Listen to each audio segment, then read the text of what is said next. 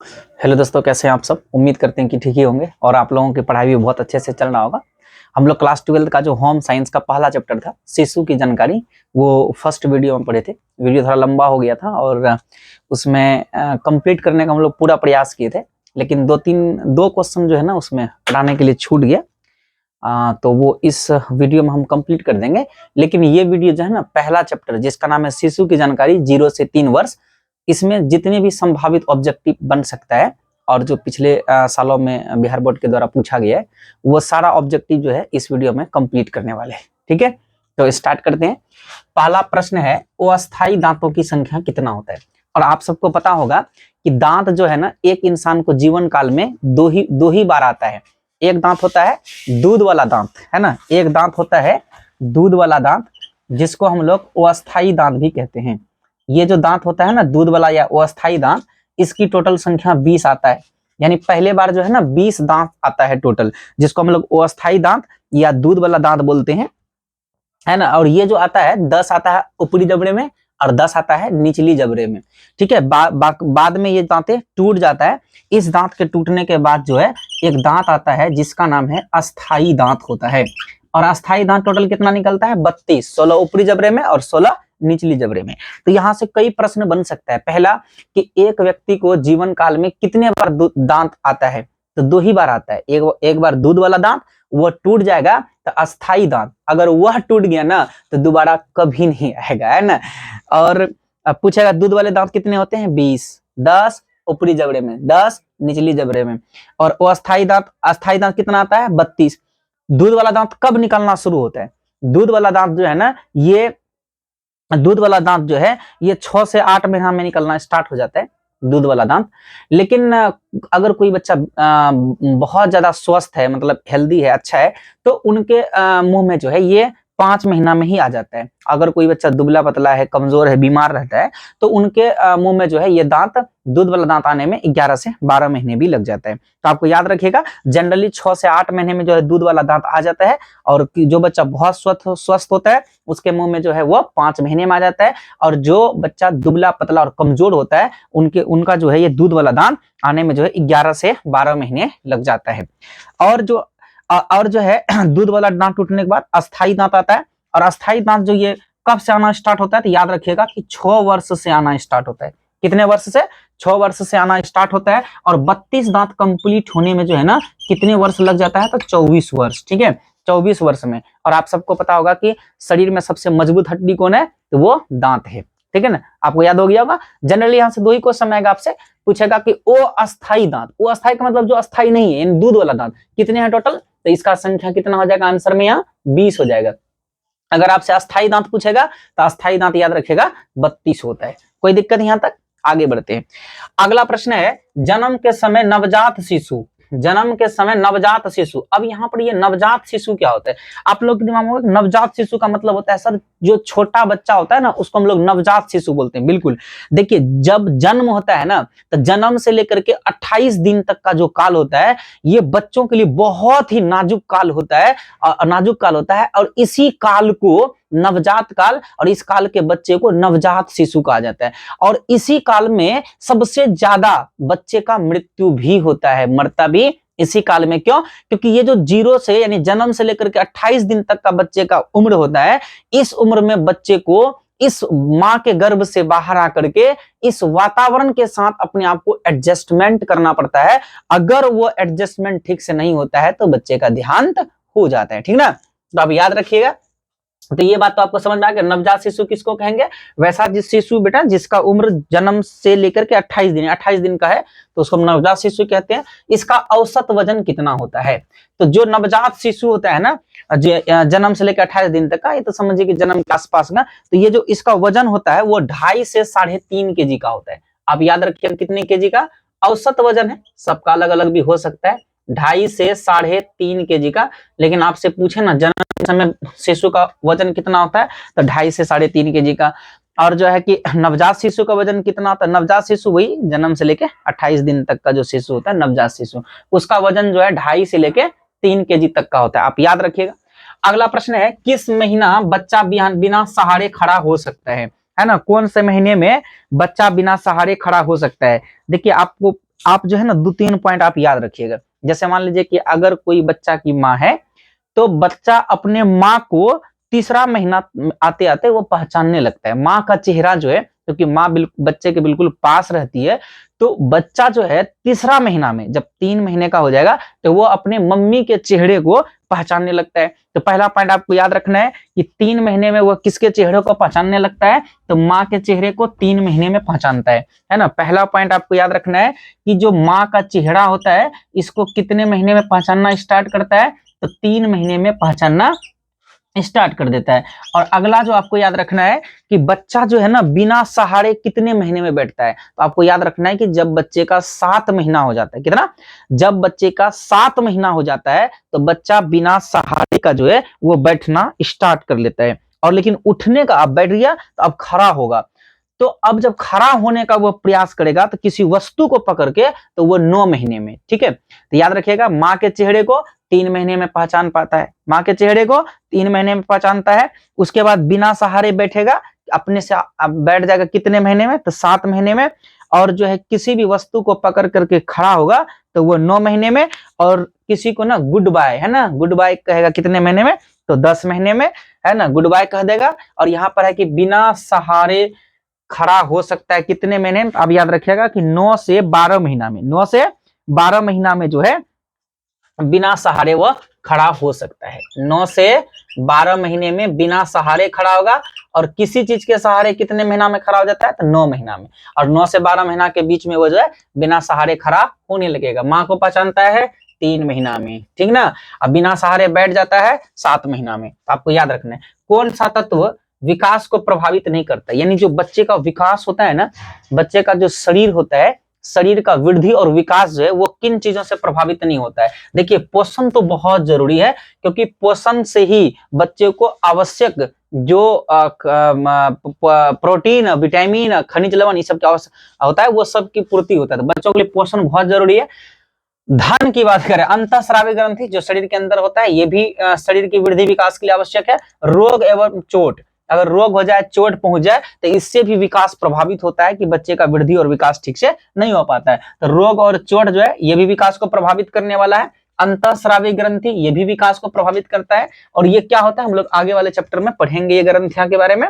और पोषण भी प्रभावित करता है, इसमें कौन नहीं करता है, तो आपको याद रखना है धन ये जो है प्रभावित नहीं करता है, ठीक ना। अगला आते हैं 5 नंबर में। 5 नंबर में है कि विवृद्धि क्या है।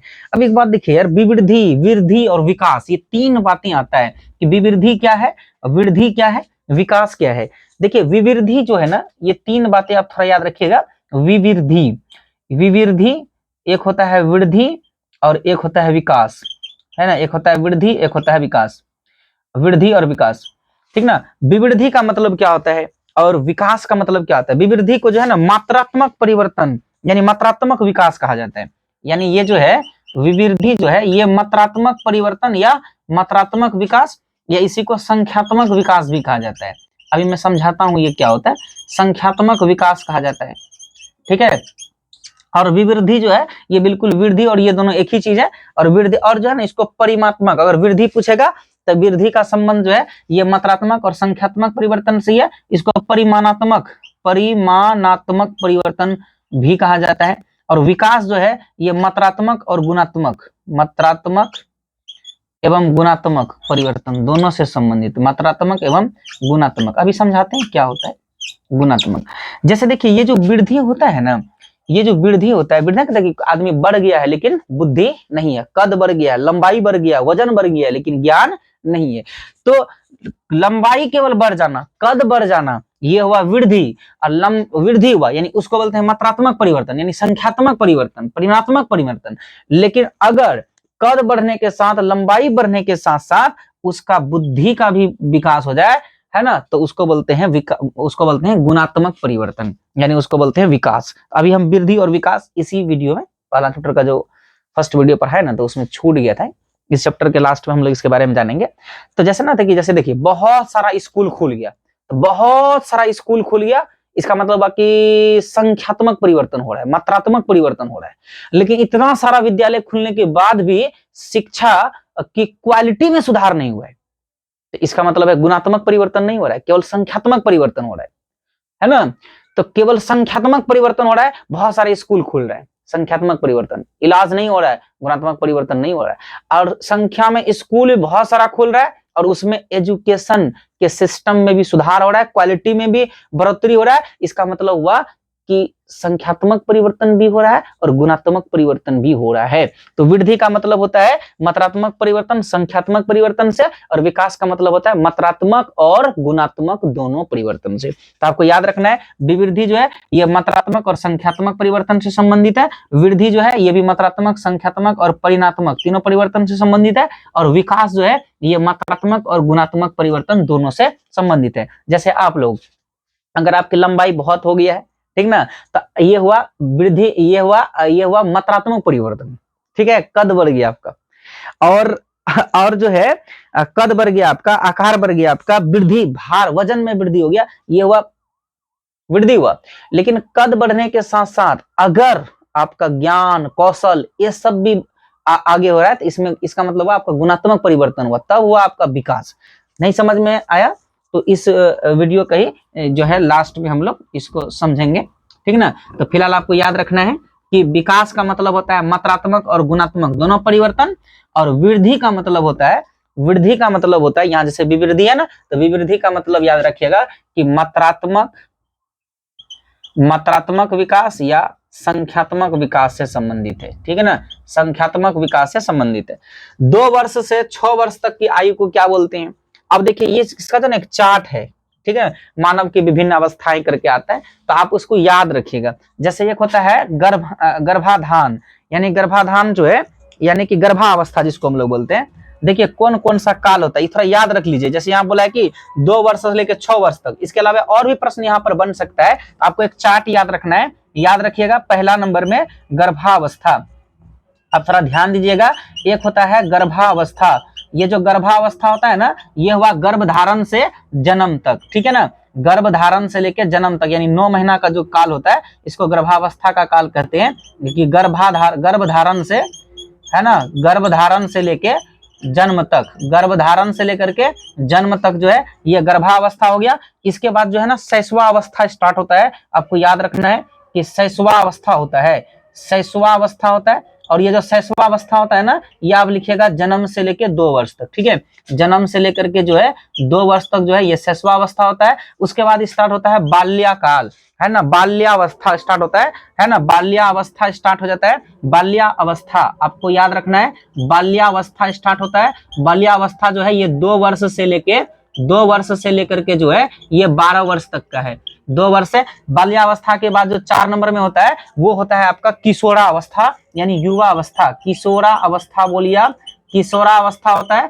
किशोरावस्था जो है ये 12 से लेकर के 21 वर्ष तक का होता है। 12 से लेकर 21 वर्ष तक किशोरावस्था होता है। और किशोरावस्था के बाद जो है तब आएगा प्रौढ़ावस्था, है ना। एक अवस्था होता है जिसका नाम है प्रौढ़ावस्था, और ये जो है ना 21 से लेके 40 वर्ष तक का होता है। तो ये चार्ट आपको याद रखना है। प्रौढ़ा के बाद ये मध्यम वर्ग का मध्यम अवस्था आ जाता है। इसके बाद फिर वृद्धावस्था होता है। अलग अलग देशों में वृद्धावस्था अलग अलग होता है। अपने इंडिया में तो 60 साल आने पर जो है ना उसको वृद्ध अवस्था मान लिया जाता है। तो आपको इसमें 60 वर्ष याद रखना है, ठीक है। आपको याद रखना है कि मानव की विभिन्न अवस्थाएं, मतलब एक होता है गर्भावस्था कि गर्भधारण से लेकर के जन्म तक गर्भावस्था, फिर शैशवावस्था होता है जो जन्म से लेकर के 2 वर्ष तक होता है। फिर बाल्यावस्था आएगा 2 वर्ष से लेकर 2 वर्ष से 12 वर्ष तक। फिर बाल्यावस्था के बाद किशोरावस्था आएगा 12 से 21 वर्ष तक। फिर आएगा प्रौढ़ावस्था 21 से 40 वर्ष। फिर मध्यम का आएगा, फिर जाकर लास्ट में वृद्धावस्था आता है जो 60 वर्ष से स्टार्ट हो जाता है, ठीक ना। तो आपको ये याद रखना है थोड़ा सा ये चार्ट। तो यहाँ पर देखिए प्रश्न पूछा गया है कि 2 वर्ष से 6 वर्ष तक की आयु, आप बताओ 2 वर्ष से 6 वर्ष तक इसमें कौन ठो में आएगा। तो 2 से 12 तक होता है बाल्यावस्था, तो 2 से 6 तक इसी के अंदर आएगा ना। तो इसका सही आंसर क्या हो जाएगा, बाल्यावस्था, है ना। इसका आंसर हो जाएगा बाल्यावस्था, है ना। तो आपको याद रखना है इसका सही आंसर क्या होगा, बाल्यावस्था। तो बोलिए 2 से 6 वर्ष तक बाल्यावस्था, 0 से 6 वर्ष तक बाल्यावस्था, जन्म से 2 वर्ष तक शैशवावस्था, किशोरा 12 से 21, किशोरावस्था 12 से 21, प्रौढ़ावस्था 21 से 40, प्रौढ़ावस्था 21 से 40, वृद्धावस्था 60 वर्ष से स्टार्ट होगा, ठीक ना। ये आपको याद भी हो गया होगा, अब थोड़ा सुन लीजिएगा ठीक से। अगला प्रश्न है कि निम्न में से कौन सा क्रियात्मक विकास नहीं है। इसमें कौन ऐसा है जो क्रियात्मक विकास नहीं है ना। नंबर 1 सिर संभालना, बोलना, घुटनों के बल चलना, पकड़ना। किसी चीज को पकड़ना ये क्रियात्मक विकास है, घुटनों के बल चलना क्रियात्मक विकास है, सिर को संभालना क्रियात्मक विकास है, बट बोलना क्रियात्मक विकास में नहीं आता है। आपका सही आंसर होगा बोलना। तो कौन सा क्रियात्मक विकास में? सिर संभालना क्रिया हो रहा है, क्रियात्मक विकास के अंदर आएगा। घुटनों के बल चलना क्रियात्मक विकास है, ठीक ना। और किसी चीज को पकड़ना ये क्रियात्मक विकास है, लेकिन बोलना क्रियात्मक विकास में नहीं आता है। ये सब जो ऑब्जेक्टिव है ना, ये सब प्रीवियस ईयर का पूछा हुआ है ना, ध्यान से सुन लीजिए, है ना। केवल सुन लीजिएगा ना तो बन जाएगा, वहां ऑप्शन रहता है ना, बन जाएगा, ठीक ना। आगे बढ़ते हैं। नंबर 8, जन्म से ही शिशु में किस संवेग का प्रदर्शन होता है। ये जो संवेग होता है ना, ये जो संवेग होता है ना बच्चों में भय, क्रोध, नापसंद, प्यार, जन्म से पूछा है तो इसका आंसर होगा प्यार।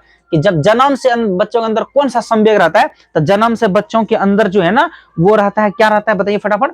तो जन्म से बच्चों के अंदर कौन सा संवेग रहता है, तो प्यार होता है। जन्म के समय भय, क्रोध, नापसंद। यार जब बच्चा का जन्म हुआ उसमें उसको क्या पता कि क्या पसंद का है क्या नापसंद का है, बताइए होगा कि जब बच्चा जन्म लिया है तो उस समय उसको क्या पता कि क्या उसका पसंद का है और क्या उसके नापसंद का है। तो ये बात तो सेट नहीं हो रहा है। क्रोध, बच्चा का जन्म हुआ उसमें गुस्सा क्या होता है, वो किस पर गुस्सा करेगा। और उसके बाद भय, उनको क्या चीज का भय है, उनको क्या मालूम कि हम कहाँ आए, क्या है कहाँ पर हम सोए हैं, है ना, मेरे साथ क्या हो रहा है, उनको कुछ नहीं।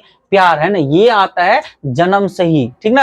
आपको याद रखना है कि जन्म से ही शिशु में किस संवेग का प्रदर्शन होता है, कौन से संवेग दिखता है, तो प्यार। बाकी ये सब संवेग है, ये सब संवेग बच्चों के अंदर में होता है, लेकिन जन्म से कौन संवेग होता है आपको याद रखना है, जो प्यार है ना ये जन्म से होने वाला संवेगों में से एक है। बहुत सारे संवेग होते हैं बच्चों के अंदर में, खुशी होता है, दुख होता है, गुस्सा होता है, डर होता है, आश्चर्य होता है, प्यार होता है। लेकिन जन्म से अगर पूछेगा तो जन्म से शिशु के अंदर कौन सा संवेग का प्रदर्शन होता है, तो वो होता है प्यार का, ठीक ना।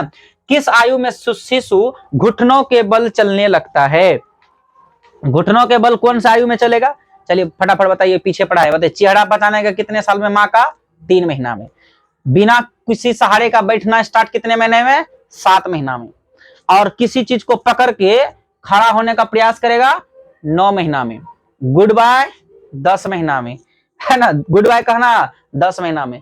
और बिना किसी चीज का सहारे का खड़ा होकर के चलना स्टार्ट करेगा 9 से 12 महीना के बीच। यहाँ पर है प्रश्न, ये है, ये देखिए, ये प्रश्न है कि किस आयु में शिशु घुटनों के बल चलने लगेगा, है ना। ये आपका प्रश्न है कि किस आयु में बच्चा घुटनों के बल चलने लगेगा। तो आपको याद रखना है कि 11 से 12 वर्ष अगर आपका हो जाएगा तो वो घुटनों के बल चलना स्टार्ट कर देगा। 11 से 12 वर्ष, ये वर्ष नहीं है, 11 से 12 महीना है ना, 11 से 12 महीना है, सब महीना था वर्ष बोल दिए, ठीक ना। 11 से 12 महीना है। जैसे कि चेहरा पहचानेगा 3 महीना में, महीना है। और बिना सहारे बैठेगा 7 महीना में। और गुड बाय 10 महीना में। और किसी वस्तु को पकड़ कर खड़ा होने का प्रयास 9 महीना में। गुड बाय 10 महीना में। और बिना घुटनों के बल चलने लगता है तो 11 से 12 महीना में। 11 से 12 महीना में, आप याद रखिएगा, ठीक ना। इसके आसपास का रहेगा ऑप्शन जो, तो उसमें टिक करिएगा, ये आगे पीछे हो सकता है, ये भ्रेज है। अगला प्रश्न है, प्रसव उपरांत अवधि गंभीर किसके लिए होता है। प्रसव उपरांत का मतलब जब प्रसव हो जाता है। प्रसव का मतलब हुआ कि जब शिशु माँ के गर्भ से, है ना, बाहर आ जाता है तो इस क्रिया को प्रसव कहते हैं। और जब प्रसव हो जाता है तो वो अवस्था किसके लिए गंभीर होता है, माँ के लिए या बच्चों के लिए। मैंने अभी बताया ना कि जब प्रसव की क्रिया हो जाता है, बच्चे माँ के गर्भ से बाहर आ जाता है, बाहरी दुनिया में आता है, तो वो उस समय उनके लिए जो है बहुत ही नाजुक समय होता है, क्योंकि उस समय उनको अपने बॉडी को बाहर के वातावरण से एडजस्टमेंट कराना होता है, इसलिए बच्चों के लिए बहुत नाजुक है। और जब माँ एक बच्चे को जन्म देती है तो उसके शरीर में जो है बहुत सारे मतलब वीकनेस बहुत ज्यादा आ जाता है, तो इसलिए माँ और बच्चा दोनों के लिए जो है ना, दोनों के लिए जो है गंभीर होता है ये अवधि, यानी प्रसव के बाद का अवधि, माँ के लिए भी और बच्चों के लिए भी। एग्जाम में पूछेगा ना कि प्रसव उपरांत, उपरांत मतलब बाद में, प्रसव के बाद में, यानी प्रसव के बाद की जो अवधि होता है, समय होता है, गंभीर किसके लिए होता है, तो याद रखना माँ और शिशु दोनों के लिए, ठीक है। माँ और शिशु दोनों के लिए जो है कि गंभीर होता है।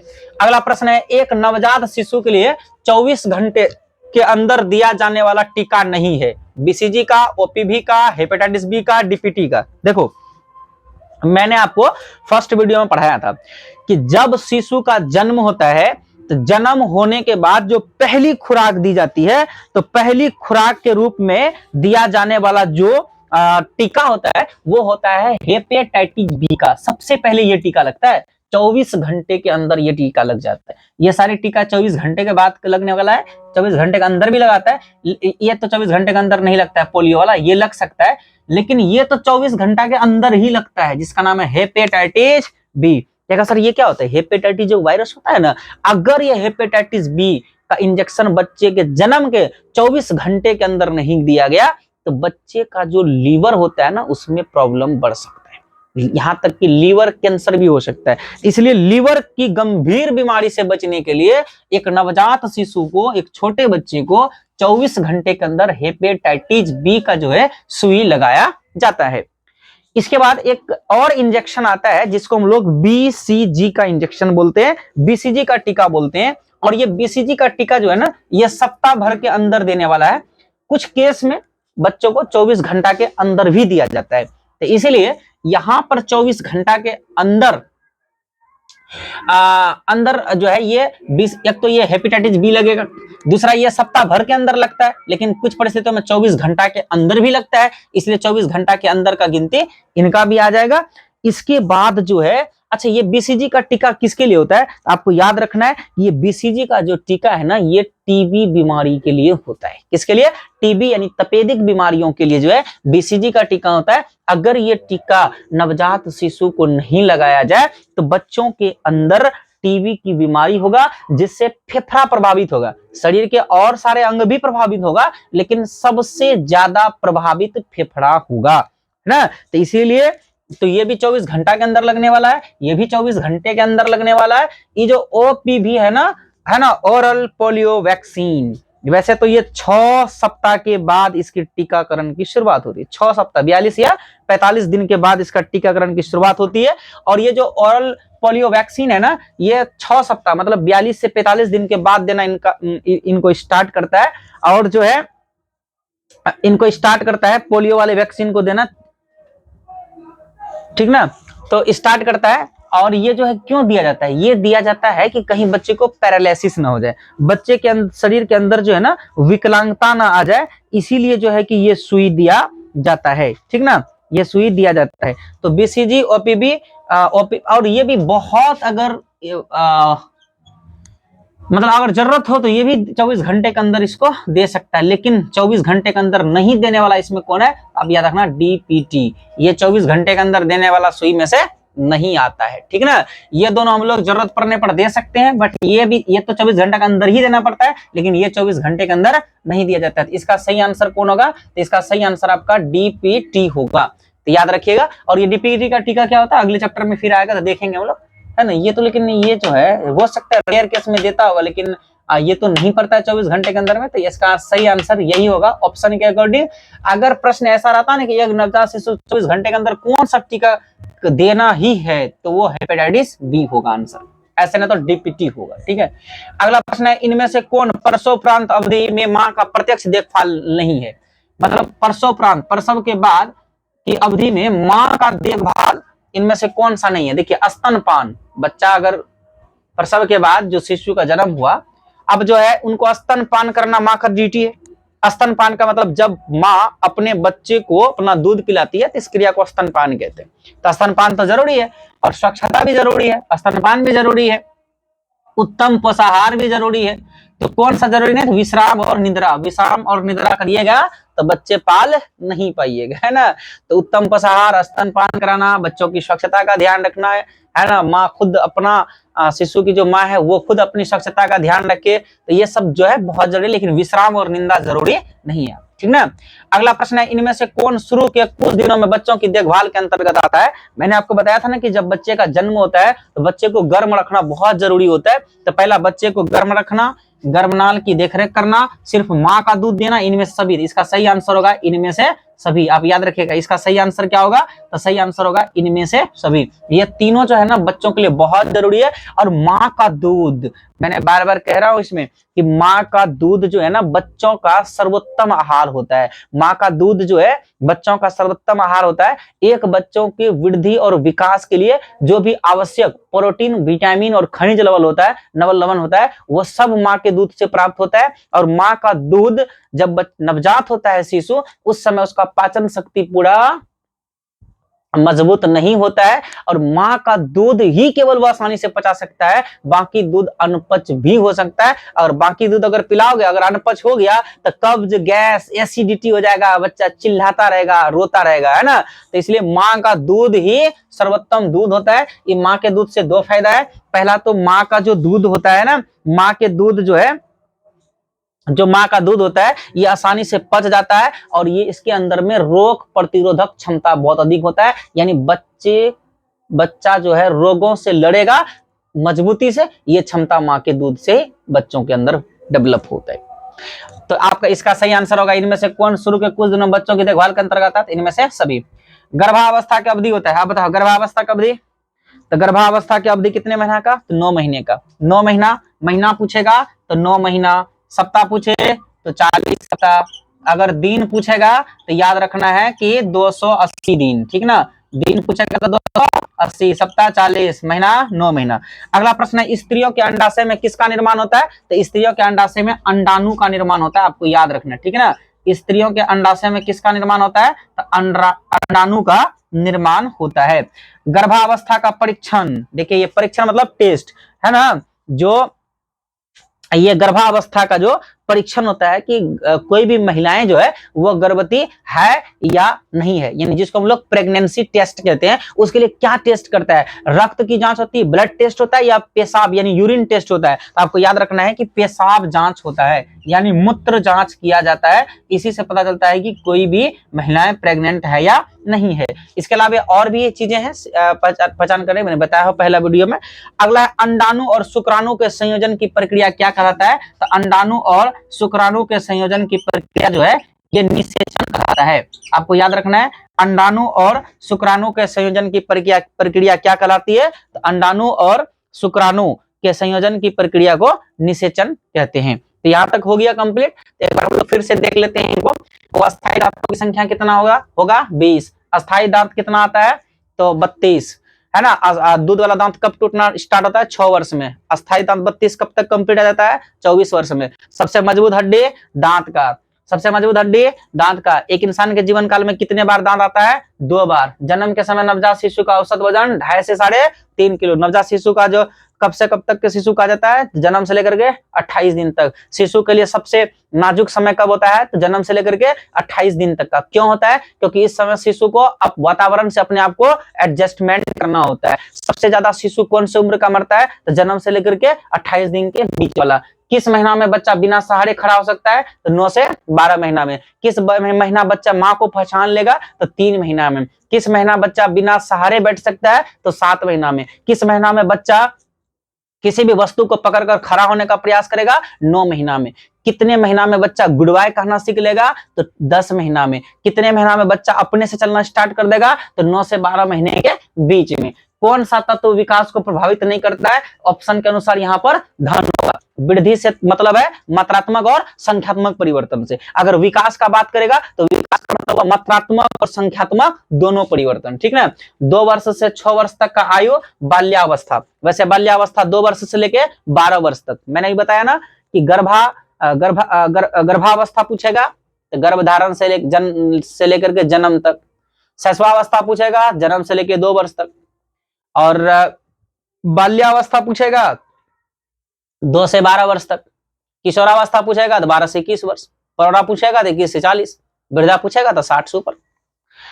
निम्न में से कौन क्रियात्मक विकास नहीं, ऑप्शन के अनुसार यहाँ बोलना होगा। जन्म से शिशु में कौन सा संवेग का प्रदर्शन होता है, प्यार का। वैसे ये प्यार, क्रोध, भय, नापसंद ये सब संवेग है, बट प्यार जो है जन्म से इसके अंदर संवेग होता है।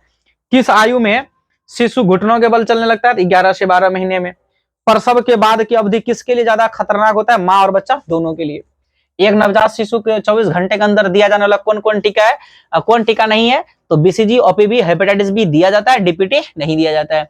इनमें से कौन प्रसवोपरांत अवधि में मां का प्रत्यक्ष देखभाल नहीं है? तो आंसर होगा इसमें विश्राम और निद्रा। शुरू के कुछ दिनों में बच्चों की देखभाल के अंतर्गत क्या कहता है? बच्चों को गर्म रखना बहुत जरूरी है, गर्भनाल की भी देखरेख करना है, सिर्फ माँ का दूध देना है। इनमें से सभी बच्चों का सबसे अच्छा आहार माँ का दूध। गर्भावस्था का अवधि कितने महीने का होता है? 9 महीने का, या 9 महीना बोलिए, या 40 सप्ताह बोलिए, या 280 दिन बोलिए। स्त्रियों के अंडाशय में किसका निर्माण होता है? अंडाणु का। गर्भावस्था का परीक्षण किसके द्वारा होता है? तो पेशाब के द्वारा होता है, पेशाब जांच के द्वारा यानी मूत्र जांच के द्वारा। अंडाणु और शुक्राणु के संयोजन की प्रक्रिया क्या कहलाता है? तो निषेचन कहलाते हैं ना। तो है ना, ये आप लोग स्क्रीनशॉट ले लीजिए, फिर लिखते हैं।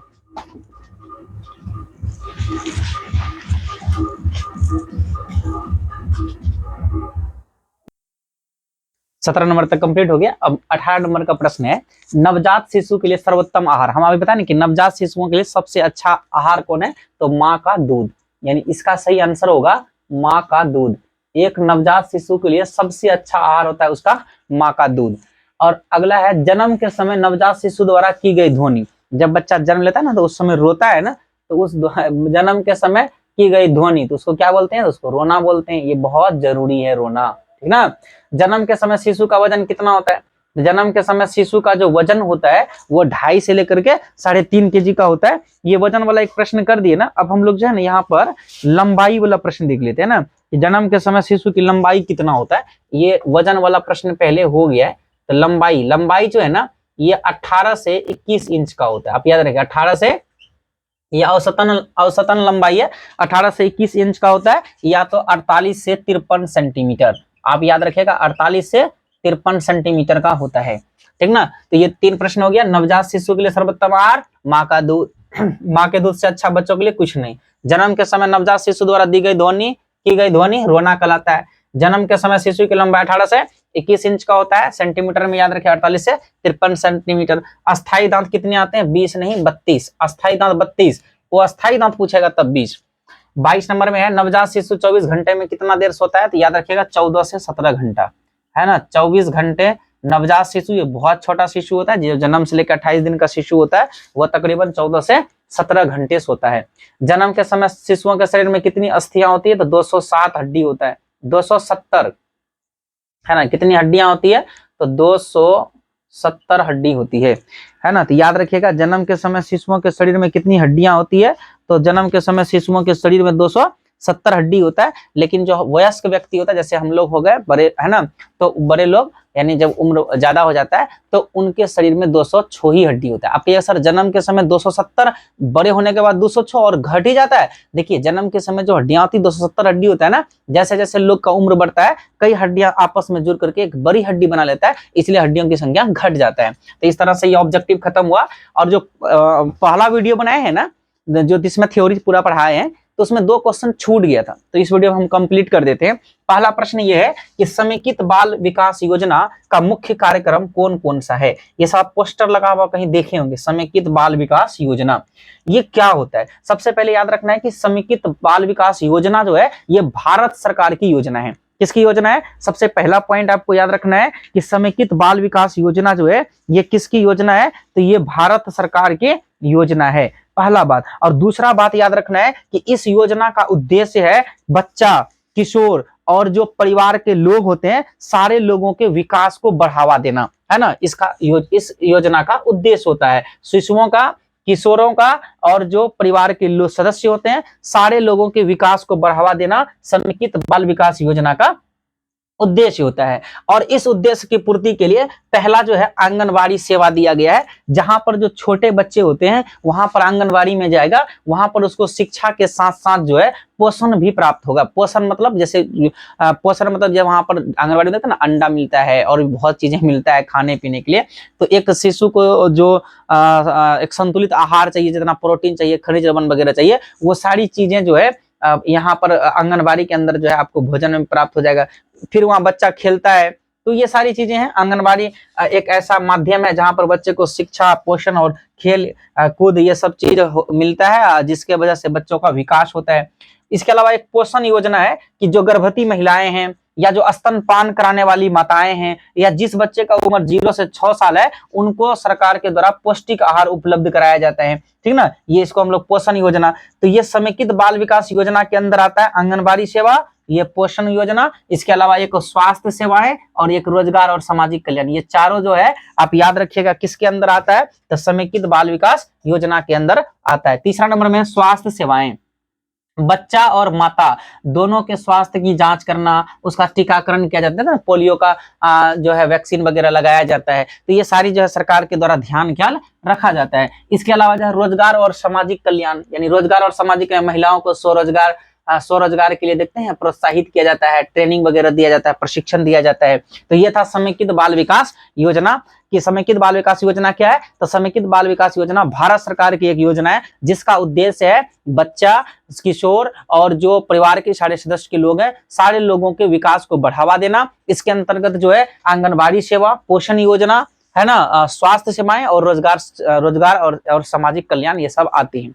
एक प्रश्न और है जो इस चैप्टर में छूट गया था और बहुत इंपॉर्टेंट है ये, कि वृद्धि और विकास में क्या अंतर है। आपको याद रखना है कि वृद्धि का मतलब मात्रात्मक प्रक्रिया, मतलब संख्यात्मक प्रक्रिया होता है ये वृद्धि, और विकास जो है ये गुणात्मक प्रक्रिया होता है। अब ये संख्यात्मक क्या है, गुणात्मक क्या है, समझिए। जैसे मैंने अभी इसी वीडियो में पहले बोला हूं कि अगर बहुत सारे स्कूल खुल गए तो मतलब स्कूलों की संख्या में वृद्धि हुआ, स्कूलों का विकास नहीं हुआ। स्कूलों का विकास तब होगा जब स्कूलों में शिक्षा की क्वालिटी में सुधार होगा। मतलब स्कूल बहुत सारे खुल गए हैं यानी वृद्धि हुआ है स्कूलों का, लेकिन खुलने के साथ साथ अगर उसके पढ़ाई के तौर तरीके में बदलाव हो तो फिर उनको बोलेंगे है ना विकास। तो ये जो गुणात्मक प्रक्रिया होता है, विकास जो है ना ये गुणात्मक प्रक्रिया है, और ये वृद्धि जो है ये मात्रात्मक प्रक्रिया, एक संख्यात्मक प्रक्रिया है। मतलब यार लंबाई बढ़ गया, कद बढ़ गया, संख्या बढ़ गया तो यानी वृद्धि हुआ। लेकिन जैसे शिक्षा में सुधार आ गया, स्वास्थ्य में सुधार आ गया, ये सारी चीजें हुआ तो ये जो है विकास हुआ।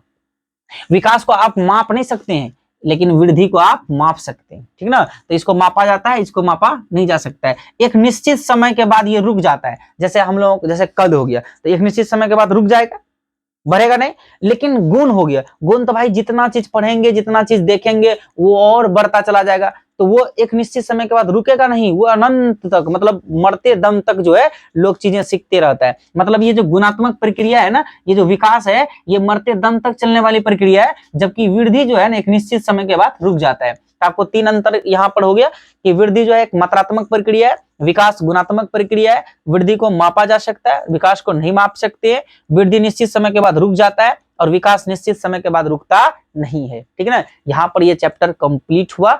अब हम लोग फिर मिलेंगे दूसरे चैप्टर के साथ, है ना। इस वीडियो में बस इतना ही।